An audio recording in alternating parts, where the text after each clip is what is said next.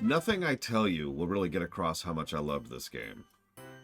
I can tell you what the golden number was. Let's look at it. Let's sort all the games I've ever reviewed by golden number. So the very first top is StarCraft 2 with 1,100, which is just a statistical outlier. And then in the number 2 slot is Super Mario Wonder. There you go. There's my recommendation. Play the freaking game. It is... This is one of those rare circumstances where I feel like I'm doing a game a disservice by just telling you, like, in a summarized format about the game. I'm going to do my best, because I know that's the whole point of these, is for people who don't have time or interest in the streams, but the stream is going to get across the more nuanced point of why this game is so damn good. So let's start on the story axis, as we always do.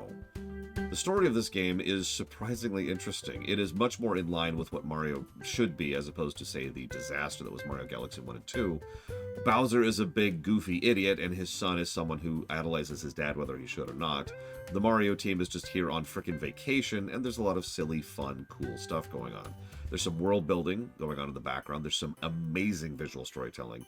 And we're back to finally reaching the level of visual brickwork and visual storytelling that we had back in Mario 3, with the different themes of the stages and how they flow into each other and how they connect to the overall concept and blah, blah, blah, blah.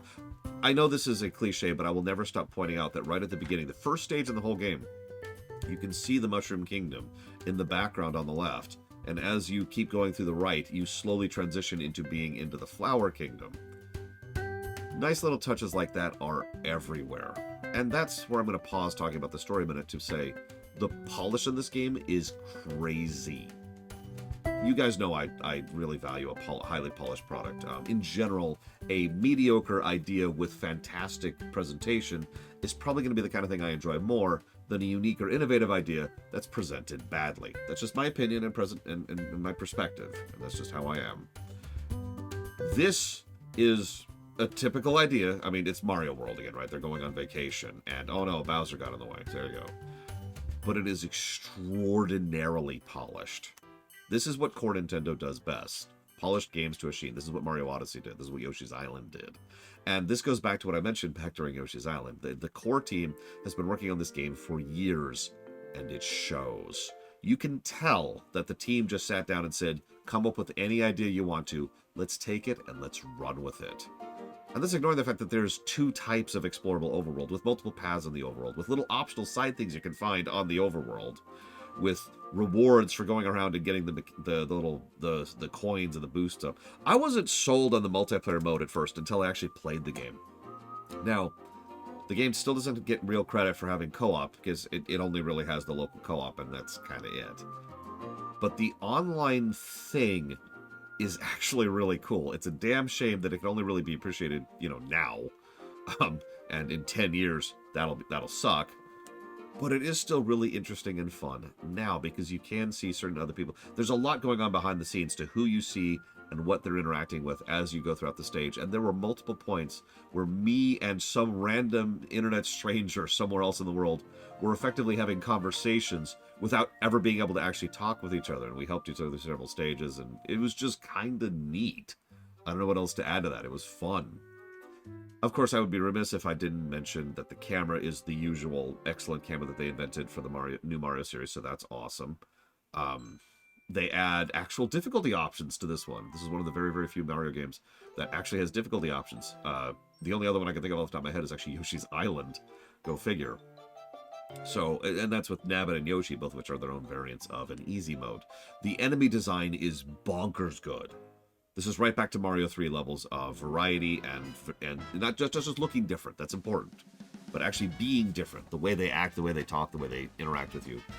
There's actually a fast travel system in this game where you can just warp to any stage in the game, which is one of the better fast travel systems I've ever seen in a Mario game of all things.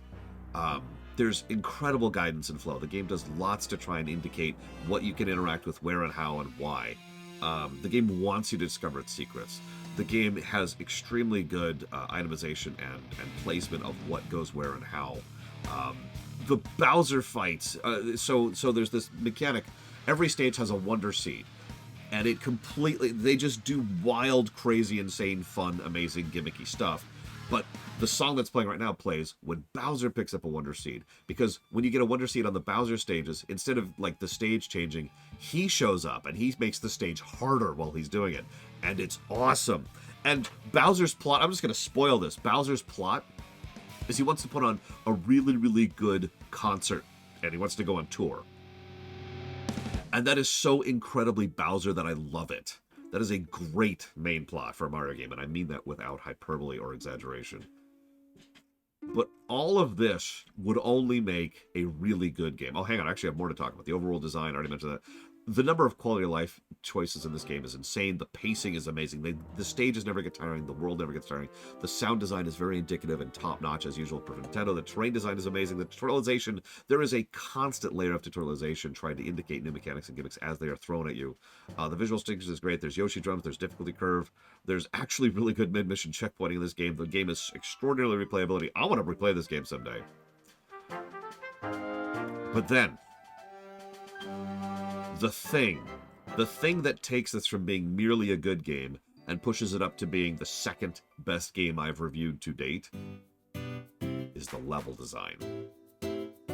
No words I can tell you will really get across how crazy good the level design is in this game. I don't think we encountered a single individual level that didn't get at least one positive. Quite a few got 3. Some got more than 3, because remember, you can zoom in on a level and not just give the whole level a plus, but give like individual parts a level plus. The only other platformer game I have ever seen in my life that has this level of quality to level design is Mario Odyssey. This is insanely good. Again, I cannot summarize. I tried to.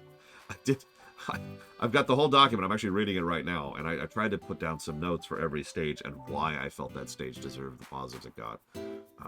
I also gave one of the final stages, so all of the S levels are really, really good. High challenging, high skill, difficult, fun, engaging, brutal, awesome. It's not even just the fact it's like there's wonderful platform. There's this one stage where you play. This is a spoiler, but there's this one stage where you play as a freaking Goomba, and as you might imagine, you're tiny, you're weak, you're insignificant. Make it happen, and that's actually awesome the way that plays out. Just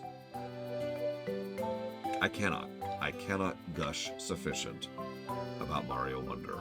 In a year that we have covered Titan after Titan. We have covered Diablo 3. We have covered Grand Theft Auto 5. We have covered Call of Duty Modern Warfare 2. We have covered the absolute juggernaut that is StarCraft 2. But amongst all of those, it is impressive that Mario Wonder managed as well as it did. I hope the next year will be another good year for gaming, and more importantly, a good year for you. Happy New Year's, everyone.